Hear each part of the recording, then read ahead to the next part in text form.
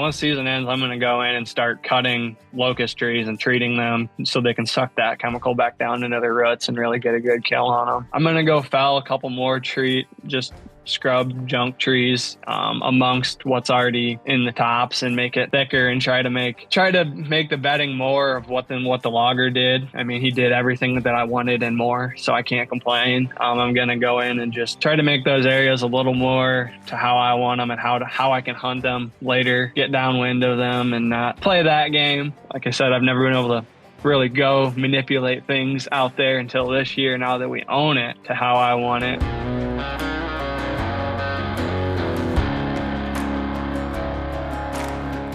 Welcome to the Habitat Podcast, the podcast for wildlife habitat management, hunting strategy, and land stewardship. And now, your host, Jared Van Hees. Welcome to the Habitat Podcast. All right, everybody, we're back. Mr. Hutchie, you're looking How's it going, man? Today. Oh, much better than I've been, brother. Much better than I've been. Yeah. Flu got me good. Flu took the whole family down, which isn't good because it's muzzleloader season, and we want to be out muzzleloader hunting right now. No kidding. Any weapon hunting. Yeah, there's no muzzleloader season anymore, but yeah, we can still call it that, I guess, right? I think it needs to stay as a tradition, but I mean, what do I know? That's what I still call it. So, heck yeah. Well, glad you're feeling better, and we have a good special guest today, Mr. Blaine Becker out of Iowa. How you doing today, Blaine? We're doing good. It's starting to snow today, so good. Awesome, man. Well, thanks for hopping on. I first met you at our Habitat Day this year. You came all the way to Michigan in the nice 90 something degrees that day, and that was awesome, man. So I appreciate you doing that. And we're chit chatting for a while there. I'm like, I gotta get this guy on the podcast. So, how you been? What's new? Been busy. Finished up harvest and been trying to slip my hunting in between and get the wife out and just trying to do what I can with the little time that I had this fall. So just staying busy. Yeah. I bet. I know. You said you're just getting some snow there. Is that your first bout of snow so far, or no? No, we had probably a foot 2 weeks ago, and then we got another couple inches. And then it kind of rained the other day and melted a lot of it, but we're supposed to get another couple inches today. But we've had plenty for this early in the year. Okay. Yeah, I actually talked to another friend of mine earlier today from Iowa, and he's out doing habitat work, so the fact that you don't have a ton makes it still easier to maybe get some stuff done or prep for spring. So yeah. That's awesome, man. Well, why don't we do this? Why don't we start this out by you painting a picture of who you are, where you're from, kind of your background in the habitat world, and what you're doing now. Alrighty. Yep. So I'm Blaine Becker. I'm from central Iowa, kind of northeast to central, I guess, if you want to say, but we're not in the big deer country like down south. But I first started out, I went to school for conservation management and habitat. Got my 4-year degree in that. And then I went and worked for Pheasants Forever as a farm bill biologist. So working with private landowners on their habitat plans. And nobody liked to have me do it because I would actually make them do what they needed to do in their habitat plan, like CRP and stuff, But then I moved on to the Iowa DNR and was a technician there for 4 years and got promoted to be a biologist with the Iowa DNR for the wildlife side of things. So I did that for a short stint, and now I've moved on to doing my own habitat business and doing forestry mulching and chainsaw work and helping people come up with plans to equip their property for better anything. I mean, ducks, deer, pheasants, turkeys, everything like that, and help implementing food plots and just doing everything I can to still stay and doing actual habitat work. And because, that's my love in life is animals and making it better so everybody can enjoy it, because we need to make it better for the next generation is my concern. Amen to that, buddy. Absolutely. tell me about your stint with the Iowa DNR and working for the government, and what you were doing, and how, maybe the process of how something came in and went out the door, that sort of thing. Sure. So, man, I was I was at a unit where we did a lot of tree cutting and a lot of prescribed fire and a lot of forestry mulching.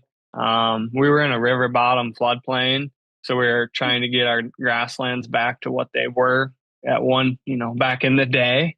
So we did a lot, and I mean, like 4 to 5 thousand acres of prescribed fire every year, every spring. So. Uh, we'd come up, we have our long-term goals as the whole state of Iowa, and then it goes down to your specific unit. And there's 19 units in Iowa for the public land sort of offices. So yeah, like I said, we were in a floodplain, river bottom. So what upland we did have, we tried to manage it well, and fight reed canary grass was our main battle. And then obviously brush and trees spreading through grasslands. So we split we had 19,000 acres that we covered across 5 counties. So we kind of split it up into thirds and tried to tackle each third every year. And we worked with Fish and Wildlife out of Port Louisa in eastern Iowa, because it's a lot of their ground too. It wasn't just DNR ground. So we worked with them, and they would help us get equipment and come help us do fire and stuff. And they had a lot more funding available than what we did. So it was just working with them guys and coordinating. We kind of set the plans because we manage it for them since they're so far away. But we would set the plans, then go over it with them and make sure things were going to go that way. And then start tackling that. I know the one winter we ground 200 and some acres of brush and cut I don't know how many acres of trees. Like if we had everybody going, we could basically clear cut an 8-acre patch in a day. Wow. And yeah, it was a lot of fun. I learned a lot there. I learned how to use, I mean, I had a little bit of knowledge of like equipment and stuff, but really got dove headfirst into doing the equipment, brush grinding, using every piece of equipment. Like, you're limited to so much. You got to figure out how you're going to make it work. And we traveled all across Iowa and into Illinois to learn about prescribed fire, and took a whole bunch of classes and stuff. So you get a lot of hands-on experience doing it, and then you get to see the results immediately. And obviously that's open to everybody hunting, so everybody sees what you're doing and looks in and has opinions, and you can't please everybody. You try to, but it just doesn't Never will work. happen. No. So you just got to do what your goal is and have the backing by your management to really, you got to set those goals, 10-year goals, what you're going to do in the next 3 years and then 5 years, and how you're going to attack it, and just keep on it, because it's just a never ending battle that, we're never going to win. But if we bite it off in small chunks, we can get ahead, to say. Okay. When you're doing these prescribed burns, what's your prescription for that? Like, how are you guys setting up and implementing that? Yeah. So, we would, most of our units, we would try to make as big as possible. And some people are, well, you need to make it smaller to make different. But we're like, well, the more we can get done this year, next year might have 6 foot of water. But we'd go in the fall, and we would mow all of our fire breaks like 30, 40 foot. And then we would take a 15-foot disc in, I think, and just make it black dirt. And that saved us immensely all the time. I mean, just being able to light off that and not have to fight grass that's 3 inches high, and then all the slop over from when you get natives that are 6, 8, 10 foot high, it really saves you to stay off that line. And I've seen it where, not the DNR, but other people doing fire here, it's warped the side of their Ranger box because it got so hot. And so that really keeps you and your equipment safer, So just making sure that you're prepared, and you have to make all these contingency plans on, okay, if it hops this line, how are we going to herd it to the next one, or how are we going to herd it to the river?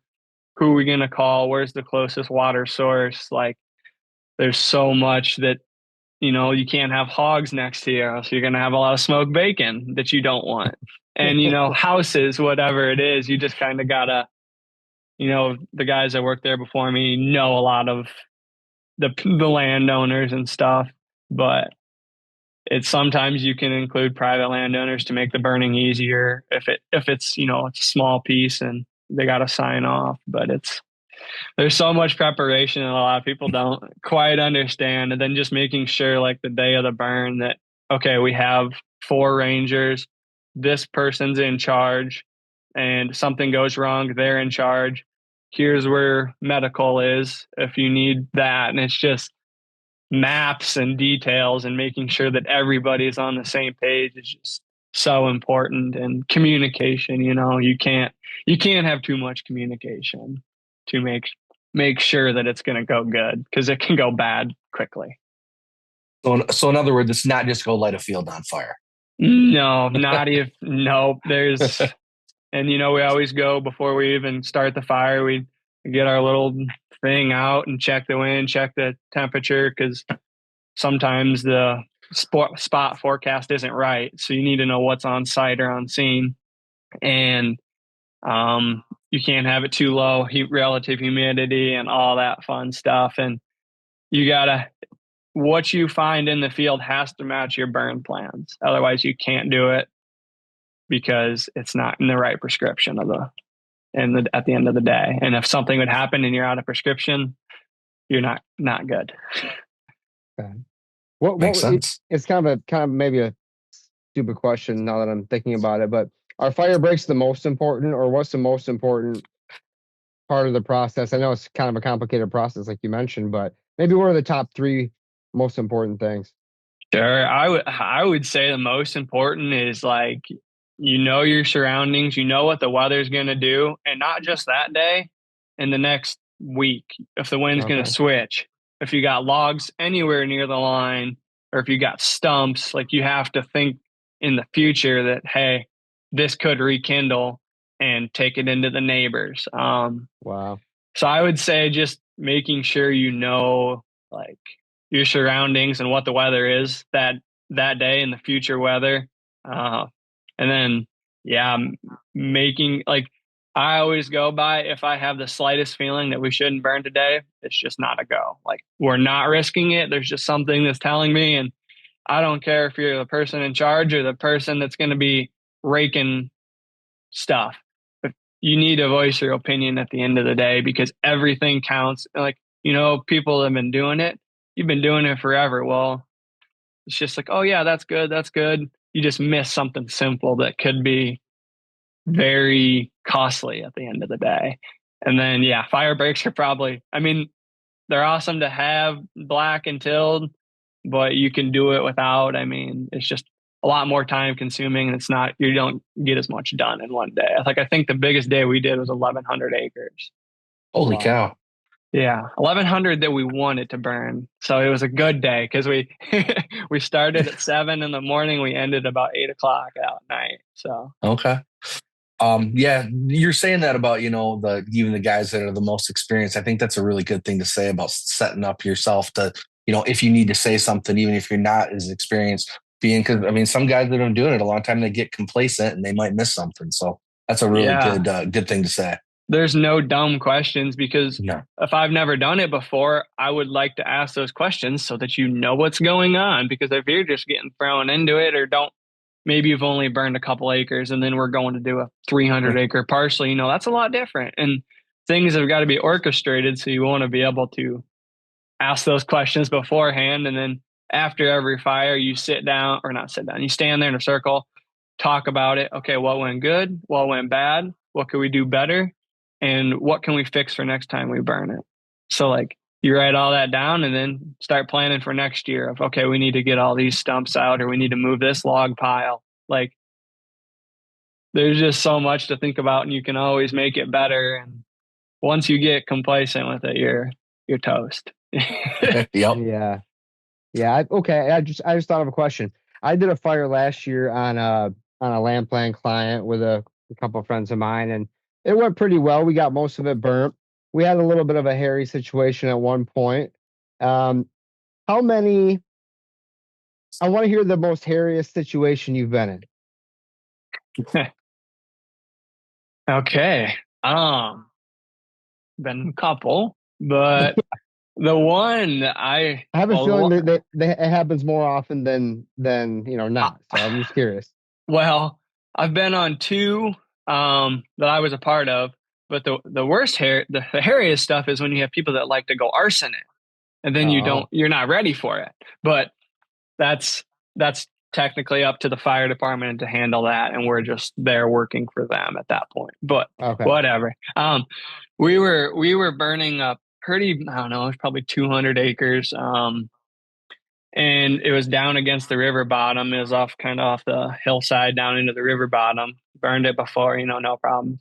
But that day the wind it was in prescription, but it must have just been swirling enough off the trees. Something jumped across the line into like an old oxbow. So you got down trees, you got brush, you got everything. And the smoke it's canary grass, so it's like super smoky. Like you can't hardly breathe. Like it's a rough day when it goes wrong. But so it jumped into that. We got the first one out, it burned the size of a pickup bed. No big deal. But then it jumped again and it burned a couple acres, and you were in there fighting. Like I couldn't see the guy 10 yards in front of me, like just thick. You can't breathe. You're choking. Like you can't drink enough water, but you don't want to stop to drink water because you want to keep putting fire out as it's spreading, through this oxbow. And man, there was a lot of trees that we had to stay and clean up and mop up and cut down and just put on the ground to make them flat so that when the wind picked up a couple days later, we weren't out there chasing our tail again.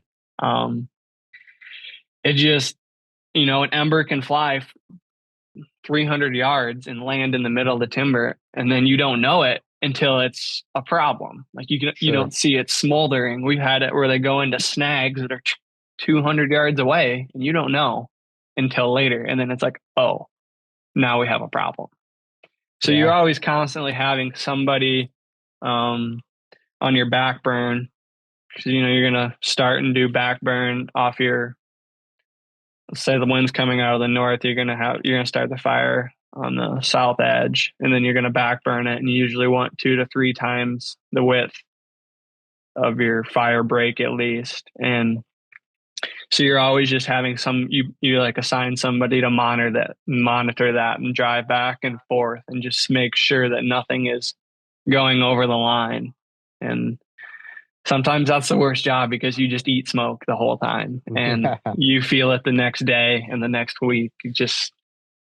But yeah, there's been a couple of ones that I've been a part of, but that one is probably the worst just because of the conditions and how many down trees were in there that we had to eventually clean up, get on the ground, and make sure that we felt confident to go home, that it wasn't going to start again. And you couldn't Yeah. get a ranger in there to fight it because of all the trees. So you're using backpack water tanks, Yeah. leaf blowers, backpack blowers. I mean, hand tools, just anything you could find. And everybody that wasn't like extra help had to, come attack that. And then you have a guy sitting on the road on the hilltop monitoring the whole couple mile section to make sure that there's no other smoke points coming up. Gotcha. It's fun until it's not. Yeah. Sounds like it. Yeah, that's interesting. Is what you just explained is kind of the situation we had. We were burning a fairly flat area, but this one point at the very end, downwind kind of dropped off, and there's like a 2-track that kind of went off the field, and the wind was just ripping right through that as like a channel and swirling. So we had to get in there with our backpacks as well and just make sure the brakes were holding up, and yeah, it doesn't take long. It doesn't take No. long for things to get a little bit, you know, awry. So Yeah, especially if you have a good wind. Like, yep, you want a good wind sometimes to get more airflow to get it burned better, but sometimes that can come back and bite you. sure. Hey, you mentioned something in the beginning that you attack a lot, and I've heard this question many times on our Habitat chat, Facebook group, etc. Reed canary grass, you battle that most of the time. If you're not battling that with fire, what is the most effective way to control reed canary grass? Sure. So the answer is you're never going to win, but you can manage it to make better habitat at the end of the day. So we did a lot of, because fire is not going to kill it. I mean, you can burn it late, whatever. It can help. But we did a lot of hay and spray. So we'd have a farmer come in and hay it, or we would just go mow it. And then we'd get in like September, and then we'd come back in and spray it with glyphosate or whatever. I'm pretty sure it's glyphosate. So we'd go back in, spray it, and let it come back up to annual weeds that next year. And then, or we would go in and we'd plant triticale or rye or something as another food source. And it's just different. It's better than reed canary grass. It's not a long-term fix. We've tried doing natives and stuff, but they always just get overtaken. So it was just like, we're going to pick these areas, we're going to rotate them every 3 years, and we're going to go mow it out, spray it, and then we're going to plant rye or whatever. So then there's at least some sort of food source, or we're just going to let it come back up to annual weeds because here we have a lot of pheasants, and like a lot of guys don't know, like we would go do all that canary grass management and it'd come to annual weeds. The birds would be in there just thick and nobody would hunt it because guys didn't know, like, hey, there's birds in here. I mean, I shot a lot of pheasants out of that, even 2-year-old stuff. I mean, yeah, some of the weeds are 10 foot high, but it's great habitat and it's better than a mat of reed canary grass. And on our personal farm this year, we did some couple acre patches where it wasn't in CRP or like a program of some sort. And we'd put just sorghum, or we even did turnips just right into it. Because if you mow it in September or even middle of August, get it sprayed, you can just go broadcast turnips right into it and have a sweet little deer plot that turns out, and next year it'll be annual weeds more than likely. So it's a win-win. You're going to have deer browse this fall. Next spring, you're going to have annual weeds, or you're going to have something different than reed canary grass. And that's just, there's no real good fix, but you can temporarily improve the habitat at least. We did a lot. I think we did try to do 400 acres a year or so. Wow. Wow. Yeah. And yeah. And then the triticale or rye is good in nesting habitat for turkeys, pheasants.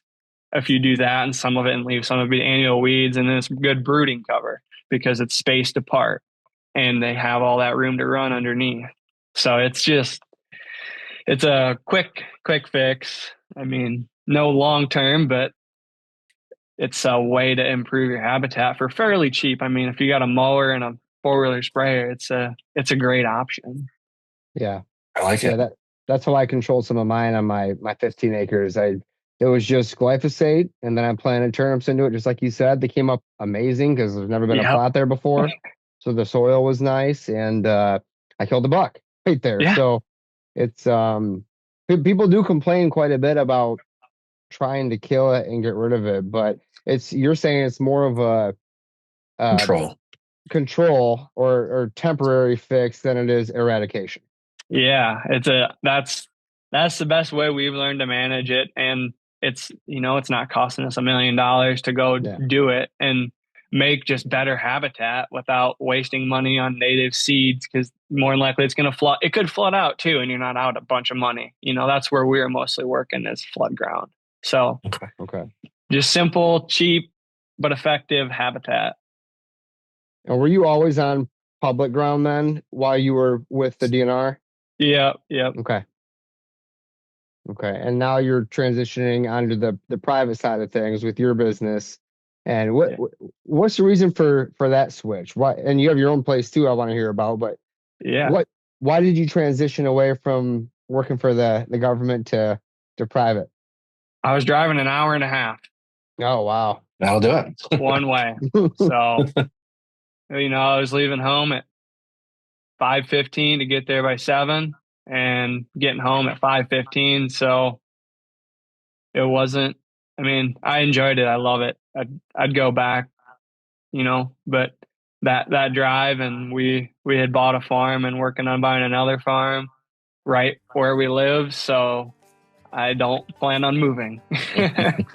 Are you thinking about saddle hunting but haven't taken the plunge yet? Well, I can assure you, latitudeoutdoors.com is right where I would start if I were you. I got my brand new Method 3 2-panel saddle this year, the most comfy saddle on the market, ready to go this fall. Also, guys, I've been rocking the Method 2 for years. Method 3 came out, it couldn't get any better? Well, it did. This thing is insane. Check it out, latitudeoutdoors.com, but don't forget the Profile Saddle platform and their brand new Ranger 33 packs. I run the Ranger 22 right now, and I'm definitely looking at the Ranger 33 to add to my arsenal for this fall. Check them out, guys. Great people, a great company, Michigan-based, and they're already whacking bucks this season. latitudeoutdoors.com. Do you have some awesome shed antlers laying around that you don't know what to do with? Maybe sitting on your desk or bookshelf? Put them on the wall with the Antler Anchor Company. My good buddy Ryan started this company. They make stainless steel shed antler mounts, European mounts, something you can be proud of putting on the wall. Think of a boat anchor with antlers coming out of the top of it, Antler Anchor. I'm a boater. I love this idea. It's one of the coolest logos I've ever seen. And your sheds and European mounts look great on the wall with them. Check them out at antleranchorco.com. Tell them the Habitat Podcast sent you. Great piece of machined stainless, ready to put on your wall to hang those trophies. Awesome. Let's hear about this farm you bought. All right. Yeah. So the first farm we bought and took ownership in June, was kind of a family farm. It's a 33-acre parcel, nothing crazy. But it's got 10 acres of ag and 23 acres of timber. So I've obviously hunted it my whole life, kind of know how things work. Been doing food plots in the timber side of it. But now that I got control of it, I can do a lot more. So this fall we had it logged. We logged a lot of walnut out and a few old oaks, because all of our oaks are to maturity and starting to die out. So I'm like, okay, let's take some of them, leave some of the smaller ones, because we have no oak regeneration. So my goal is to, after the logging, I'm going to go back in and plant more oak trees, because it's what I want to have. It's what it was. I want to get it back to what it used to be, kind of, in a way. Sorry, my dog is trying to get in. Okay. And so, yeah, it's a 33-acre parcel, and I've always done food plots and done like bedding, tried to do to my best of ability and what I knew back 5 years ago, for doing deer bedding and trying to control invasive, because we got a lot of honey locust too. So that's my number one target and that's my first priority every year, is to go find every tree that I can and get that thing killed. But okay. How do you do that? I've had a lot of good luck girdling it and treating it with Garlon or triclopyr or something, whatever.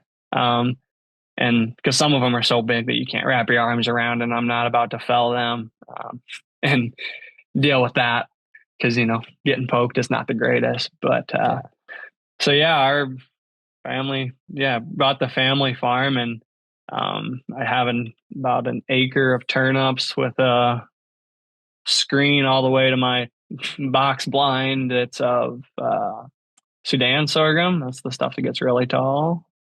I got that screened all the way into the blind. And like I said, we have 33 acres, so I know I'm not going to hold every deer. But my neighbors that have 120 acres that don't hunt and don't like hunting and doesn't let anybody hunt, they can house all the deer they want. That's perfect. It's so I hope they never move in a way. But like I said, I had it logged this fall, so obviously there's a ton of treetops laying on the ground right now, a lot of woody browse for the deer. So right now the getting's really good at our farm. I hunted the other night and I saw 75 deer. Wow. And yeah, it was just a nonstop train. When I got in the blind at 2:00, there was already 6 deer in the field. and I slipped in without getting noticed. And it was just, I have every buck. I saw every buck except for one that I had on camera. And that was all before 4 o'clock. And you can shoot till 5:07. So they're bedding close, and I know it's not a lot of them are not on me. So That's awesome, man. Yeah, use our neighbors to the advantage. Yep. Yeah, you got 33 that hunts more like 150. You can't beat that. Yeah. So my goal this year is to get in, and I had the logger drag a lot of my tops to where I kind of wanted to have my deer bedding and know where I'm going to do a little more deer bedding. I had him kind of drag some of them tops into those areas just to make it thicker, denser. And I'm going to leave a lot of them on the ground. I was going to pile them and burn them, but I think I'm going to leave a lot of them and then go plant all my trees into those because it helps a ton, with not getting browsed off. And I don't got to tube all my trees. Some of them will get browsed, but part of the game. Yep. Yeah, you saw a bunch of tops on the ground at my place, so you know what it's gonna look like or what it looks like from your place too. And it's like if you could have 75 deer before 4 o'clock, yeah, you're gonna want to protect those tree seedlings, right? Yeah, and it's funny because I talked to a neighbor the other day that was out hunting that same night. He's like, I didn't see any deer or any tracks on our farm. I'm like, yeah, I just don't know what to tell you. Nice. So are you you're gonna go in there, you're gonna get rid of the honey locust first thing in the spring. You're gonna plant some more trees. What else is on the docket for end of season? When season ends, you're ready to go. So yeah, once season ends, I'm gonna go in and start cutting locust trees and treating them so they can suck that chemical back down into their roots and really get a good kill on them. Yeah, getting those killed and I'm going to go fell a couple more just scrub junk trees amongst what's already in the tops and make it thicker and try to make the bedding more of what the logger did. I mean, he did everything that I wanted and more, so I can't complain. I'm going to go in and just try to make those areas a little more to how I want them and how I can hunt them later and get downwind of them and not, play that game. And then this spring we have kind of a natural spring that runs into our property, but it's not very deep. So I kind of want to dig out a little area because the closest water source is like over half a mile away. Wow. So I want to get kind of a little water hole about, maybe a truck size, just big enough to hold enough water to keep some on our property just to have that water source and improve it in that way. Because like I said, I've never been able to really go manipulate things out there until this year, now that we own it, to how I want it. And then I have all the trees I want to get planted, but I also want to do some shrubs and stuff to use as screens to get in, because eventually we're going to build a house somewhat close to where I'd like to hunt. So I'm going to get some shrubs that are like hazelnut or some other things, just so it'll be wildlife and won't look the worst in the world. And still keep using my sorghum as screens. I've tried doing natives. I just have not had good luck getting them to go. And it wouldn't be much anyways. It'd be like 0.3 of an acre. So it's like, well, I can replant sorghum pretty cheap every year and have a food source. I mean, that sort of stuff. And I've really been kind of just trying to figure out what I'm going to do with the 4-acre ag field, how I'm going to plant that with corn and beans, because I'm not worried about making money. Right. I'm worried about having deer. Your deer farming is what you're doing. I love it. Mm-hmm, and then we have 5 acres of alfalfa that we use for our cattle, but I'm figuring out how to get as much food as possible so that when we actually get snow in December, we have deer. Yeah. It's a lot of food on a little parcel. Hey, I tell you what. But nobody else has food within 2 miles. Yeah, there you go. Mm-hmm. Find the lowest hole in the bucket in your area. That's what I tell all of our consult clients. You have to look at the 30,000 foot view to understand what you might need to do first, you know? Yep. And our property is different because nobody else is doing any sort of management. It's just, we're going to let our timber get old, mature, and die and become maple trees. Yeah. Yeah. What's your stance as a former wildlife biologist on hinge cutting versus maybe my stance as a habitat guy? Like where do you fall on that subject? We never, I guess, when I worked there, we never did any of it, just simply time. We just Yeah. didn't have time to go hinge cut, and we were managing so much land that it's like we can't, I've done a little bit of it on our farm before just to see what it would result in. Personally, I like it. There's certain aspects where it's good, certain aspects where it's going to hurt you. From what I've done just on our farm, like, I don't know how deer move through it is not quite how I thought they were going to move through it. And that's probably just because I did it wrong.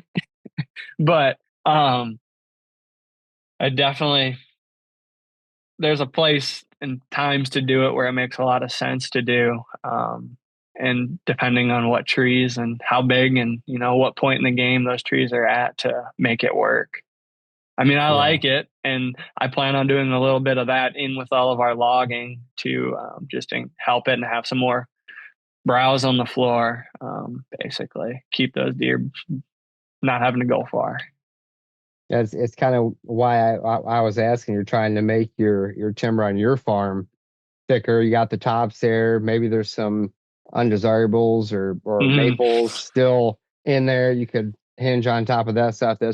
That's what I was thinking of when you were talking about that. So that's why I wanted to ask. Yeah, that's what my plan is. Okay. Tell me about the hinge cutting you think you may have done wrong and how the deer weren't moving through it or how you expected it to go. Sure. I mean, I did it when I was like, I don't know, probably 7, 8 years ago. And I think that I just made it so they didn't really have like a place to like, I did it how I thought I could hunt it. Well, it turns out how I did it was not how I could hunt it. And I was setting up, well, first off, it was I was setting up too far from where I did it, but it's kind of a old trail down through the woods that I couldn't get any closer. So, I mean, it worked, but it didn't work on how I did it because I just simply messed it up. Because then I've done them before where I've put them, kind of on. Well, this is how I did it. I did it on top of a hill when I say hill, our hills are like 30 foot. And that's it. But I did it up on the flat top where I knew there's a lot of deer that were bedding anyways. So I just kind of did it to increase it or help get more cover, more stuff on the ground. But I did that one correctly by actually thinking like, okay, you're going to need this wind to do it. And you're going to be able to put a tree stand here. And the deer are going to come off the neighbors from here. They're going to come work this during their rut and kind of, funnel them down and pinch point them down to where you want them. And that's where I messed up the first time. It was just, I'm going to go do this in the middle of the woods. And it doesn't work. I mean, it works, Yeah, but it didn't work for me to be able to reap the benefits. I I understand. mean, so it's not that it didn't work. It's just personal error, but you don't learn unless you try. So Yep. still made good habitat at the end of the day.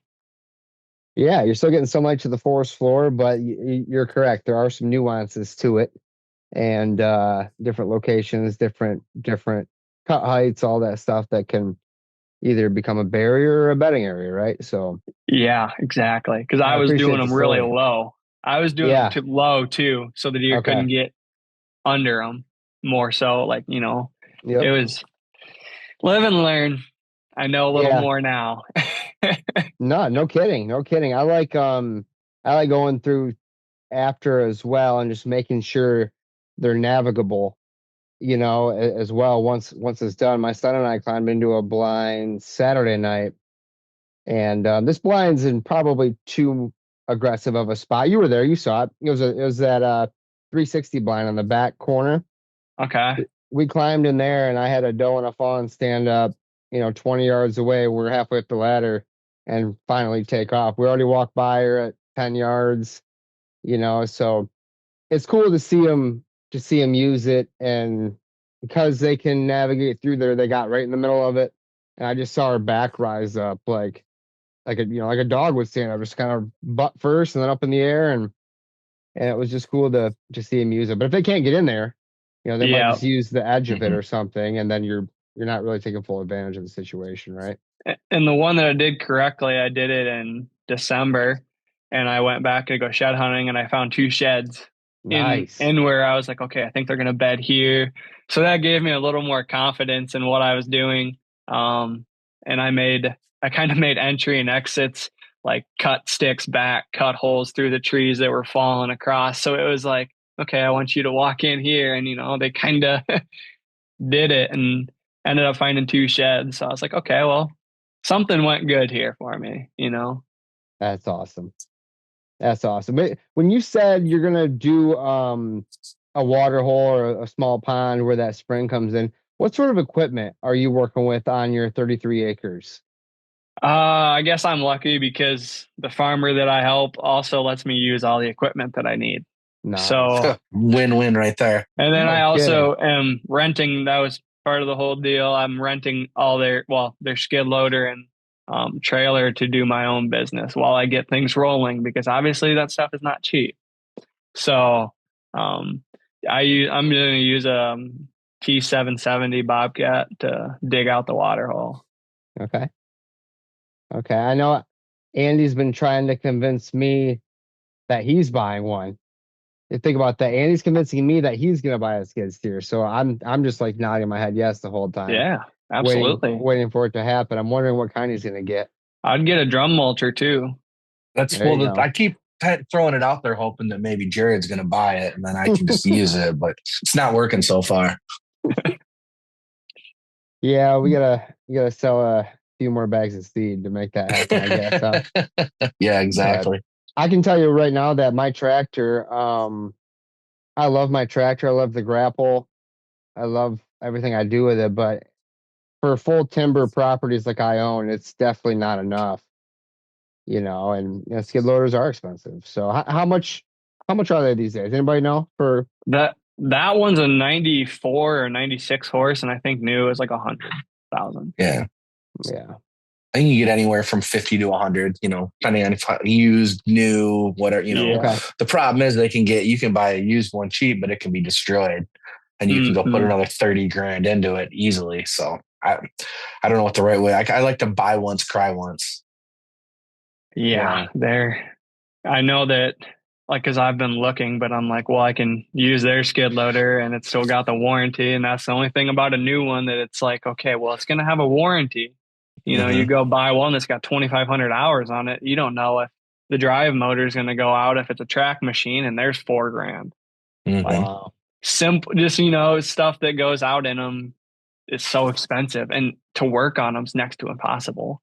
Yeah. And a set of tracks is like 10, 12 grand. Yeah. They're expensive. Sounds like you got the perfect situation with the neighbors. One neighbor doesn't have any hunting on 120 acres and the other's letting you borrow equipment and use their stuff. So I think you got a win-win. I'm thinking I want to trade places with you.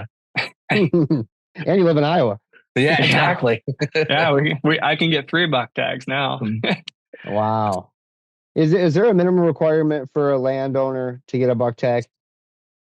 Yes, I think it's 4 acres, and I don't know if it's like some of it's got to be agriculture or not, but obviously ours is bigger than that and it's good. But yeah, I'm like, let's just buy enough to make sure I can get those. Yeah, right. So back to the subject about kind of your previous view, working for the DNR, and maybe not your view so much, but maybe their view. What, and you listen to this podcast quite a bit. What do you hear on this show or other podcasts or other YouTube videos where you're like, no, I don't see it that way because of maybe some of the schooling you had or background you had? Is there anything that sticks out? And I didn't prepare you for this, so my apologies. But I mean, the only thing that like you get a lot of opinions on, and I still don't know what my formulated opinion is like CWD.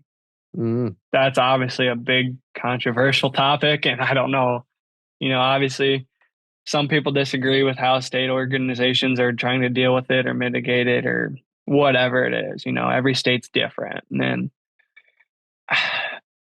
that topic to me is just so hard to relay as what we hear and what we know and what we learn, because when I did work there, we used to get a lot of emails, and then we'd have like Zoom meetings to learn about CWD with our state vets that would actually do like the autopsies or test the samples and do all that stuff.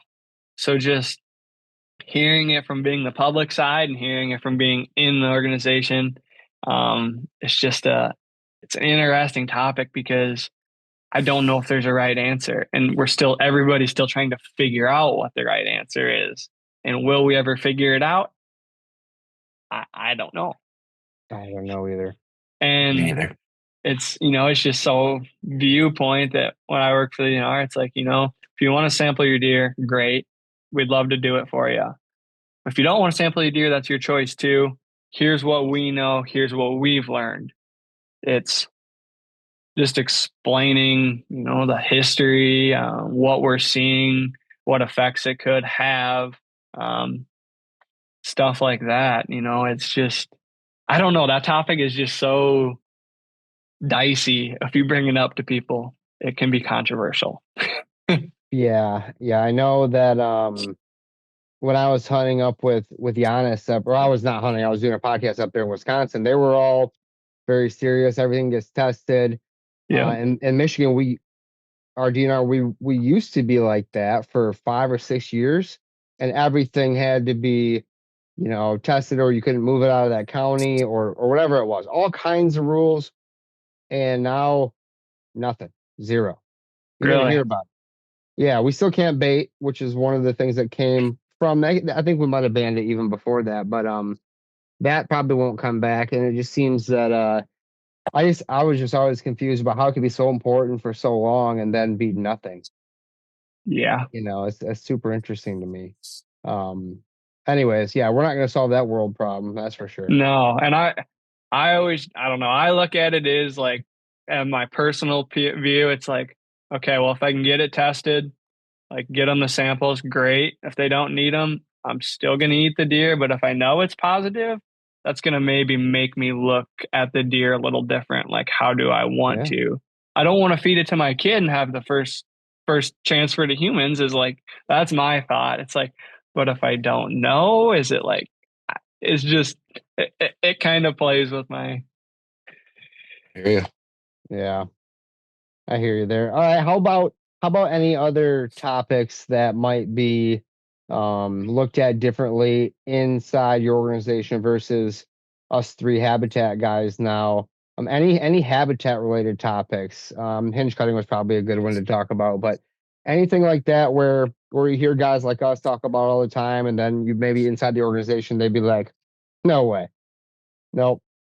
Is there anything at all? I mean, we're pretty well rounded in our information here, but I'm just curious. I mean, not that I can think of on the deer side. Ducks and geese, you can talk all day with waterfowl guys about the different controversial. Yeah.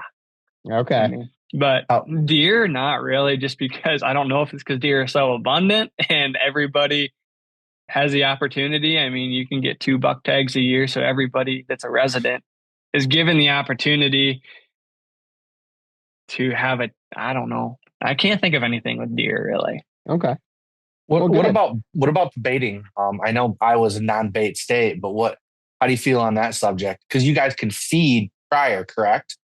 Yeah, you can feed like up to 30 days before some. I don't know. I've never done it. Okay. Never thought about it because I've always looked at it as improve your habitat and don't put bait out. Like improve what you have. Temporary, yeah.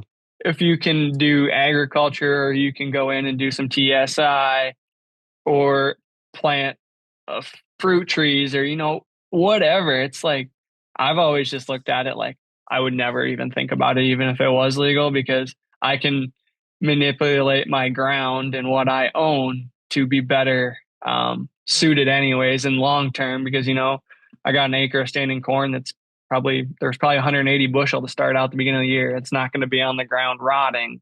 Yep. Or having raccoons eat it. I mean, that's such a huge problem here. Is coons are just thick. Oh yeah.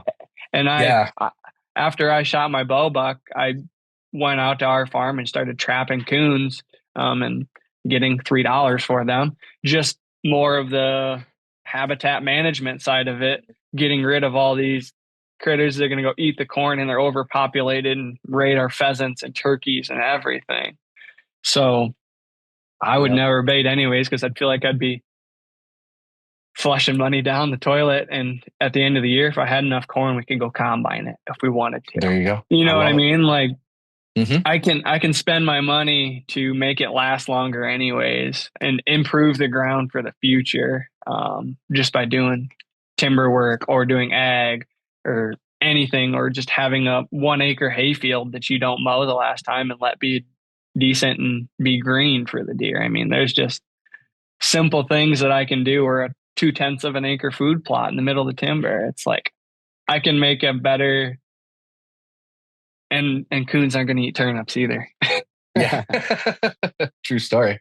So I don't know. That's my view on it, at least. And I think that's what we're kind of blessed with in Iowa. You could put seed in the ground and probably grow it most anywhere, give or take. Yeah. You know what? I'm jealous and envious of that. And I know Andy definitely is. So yes, I am. If you ever want some sand, Blaine, or some clay, we got you covered, buddy. We got all of it. And that's what I mean. Like, just, we're lucky in that aspect, and it's just awesome because you can go, like, I can go spray in the middle of my timber, spray the grass out, and throw turnips and not touch it again, and it'll grow turnips the size of basketballs. Like, wow. It's just, I'm definitely jealous. Yeah. Well, here's a question for you. You mentioned, controlling canary and the areas you were doing budget friendly. You just mentioned providing food, corn, budget friendly in mind. What else? What's maybe one of your number one things that you do for you or your clients that our listeners could take home with them and be friendly on the wallet, but also be very effective?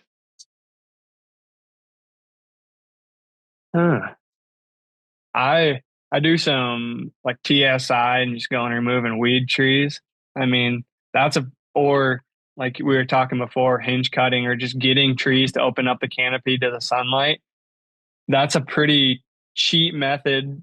I mean, relatively, running a chainsaw is pretty inexpensive to go cut trees for a couple days. You're looking at maybe $400 or $500 to go run a saw for a day. And that's, I don't know, it's just opening the canopy, and it would allow you to go in and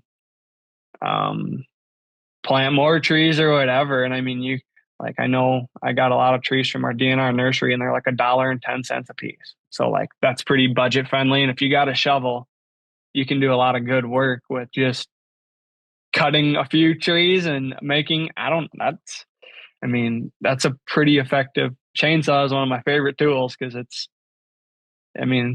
not always easy, but it's a cheap, effective management tool that about anybody could have to use at the end of the day. Everybody can't go get a skid steer or pay somebody to come in and, go grind brush for a full day. That's $1,800. Like, that's not cheap. No. And yeah. I think chainsaw work's probably some of the best work that a guy can, if you can find somebody to do it. That's the problem too, is a lot of contractors just want to go sit in their tractor and plant or sit in their skid loader and mow. But I'm like, I don't care. I'll do anything. It's still habitat work. And I think, man, I don't work out ever in the year. So this is my workout for the year. Hey, I love it. True. Well, as you get older, like Andy and I, you might have to start working out a little bit, but you keep cutting those trees. And I tell you what, after a full day of tree cutting, especially if it's hot or if you're in the snow, man, work up a pretty good appetite. That's for sure. Yeah. I just finished up a project last week It was logged and they wanted everything fell. And by that second day, man, I didn't know if I was going to be able to walk back to the freaking gator to get back out to the truck. It was 1.5 mile drive in there with the Ranger. I didn't know if I was going to, and I obviously parked really close to where I was cutting, but walking through logging and tree slash, and we had at that time probably 16, 18 inches of snow. I was just beat. And I'm like, whoa, like I haven't done this in a while. And that was just 6-hour days, it's just beats you up. Sure does. Absolutely. Is there anything that you want to cover subject wise that we haven't covered yet before I hit you with a rapid fire? Oh, no, just get some ground in Iowa and come enjoy it.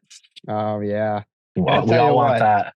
I'd love that. I know the landowners in Iowa don't want us out of staters buying up any more ground, but buddy, some of the most beautiful farm I've ever hunted is in Iowa. So I'd be there in a heartbeat if I could. I was blown away. It's a special place.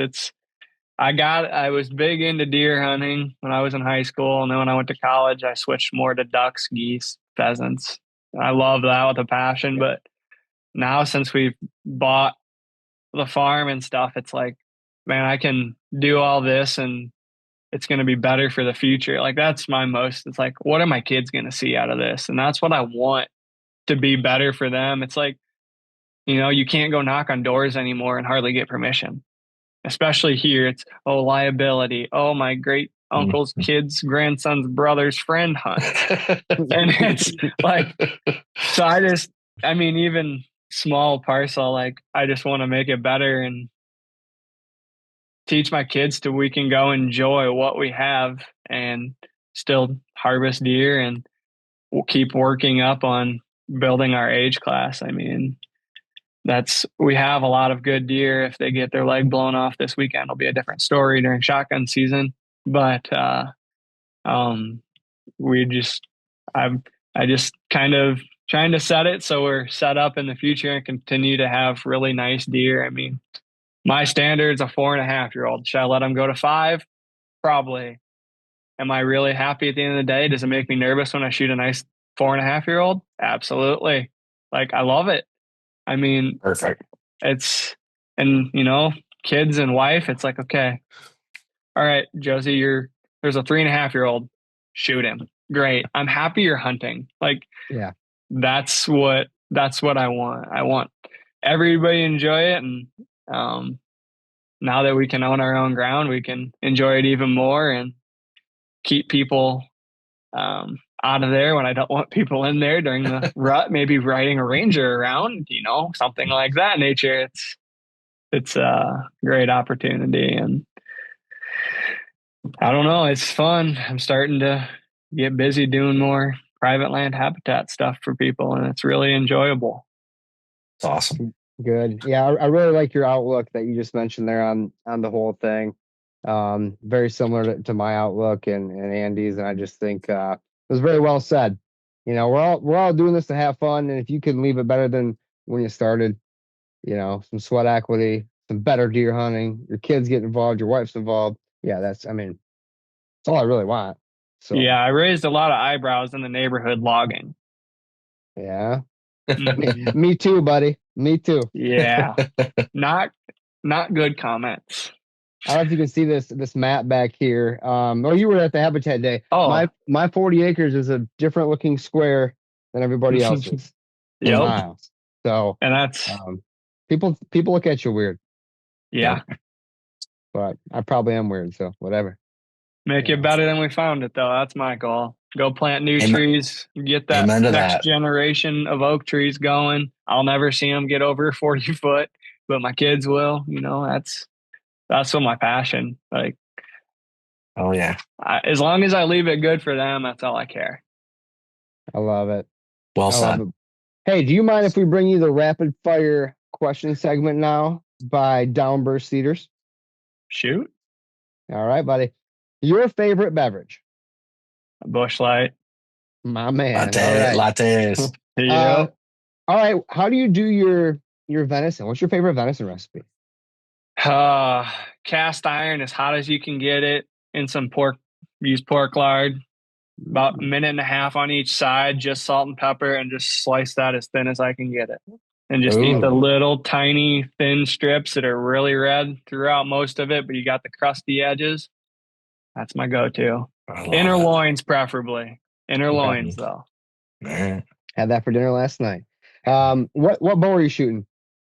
I shoot a crossbow. I ripped my shoulder apart in high school. Okay, which one? I shoot a Raven. Raven? Those are pretty sweet. Sweet. Yeah. Food, water, or cover? What's most important to you on your parcel, and you can only pick one? Food. All right. 100%. If budget wasn't an option or a consideration, which it always is, we're gonna have fun with this. You could have any piece of habitat equipment, tool dropped off at your farm tomorrow. What would it be? I'd have to say a native cedar because that's probably the only thing I don't have. Nice. All right. Last but not least, your favorite tree. I like bur oak trees. Those are acorns and they're pretty. Yeah. Very nice, man. Well, I really appreciate you hopping on here. Really appreciate you coming to Habitat Day. Bring some more friends that you know next time. And I want to give you a chance now to shout out your business or whatever else you want to, and how people can get a hold of you if they want to get in contact with you and learn more. Sure. Yeah. My name of my business is Habitat on the Horizon. So yeah, it's my hat, I guess. But yeah, I'm in central Iowa, but I travel quite all over Iowa, usually within 2 hours, to do anything. I mean, tree cutting, forestry, mulching. Started doing just managing some farms for some people and telling them how they can do it better, to what I know. And it's just ducks, deer, anything that you got. I love it all. And I'm on Facebook and yeah. Instagram Okay. as well. Yeah. Blaine, thank you very much, buddy. Great conversation. Great meeting you this summer. And keep in touch, man. Good luck the rest of the season. And send us some pictures of that timber when you get in there next. All right. Well, dude, thanks you. Blaine. Yep. Thanks. All right. See you, buddy. See ya. Thank you for tuning in to the Habitat Podcast. We really do appreciate you guys coming back every week to get this awesome Habitat content. And we would appreciate it if you went to iTunes, Spotify, wherever you listen to this podcast, and leave us a 5-star review. That helps us continue to grow and trend in the right direction, attract new listeners, and help us provide better content in the future. Guys, we have a website full of resources. We have a blog on the website. We have YouTube, Facebook, Instagram, all linked up at habitatpodcast.com. Our land plan services, merchandise, decals, hats, t-shirts, and I give away a free 5-inch decal to anyone who leaves us a review on Apple iTunes. Really appreciate it. I want to thank our partners, Downburst Cedars, Vitalize Seed Company, Morse Nursery, Packer Max Cultipackers, Stealth Outdoors, First Light Latitude Outdoors, United Country Midwest Lifestyle Properties. Thanks again, guys. We'll be back next week with another great episode of the Habitat Podcast. Thanks for tuning in.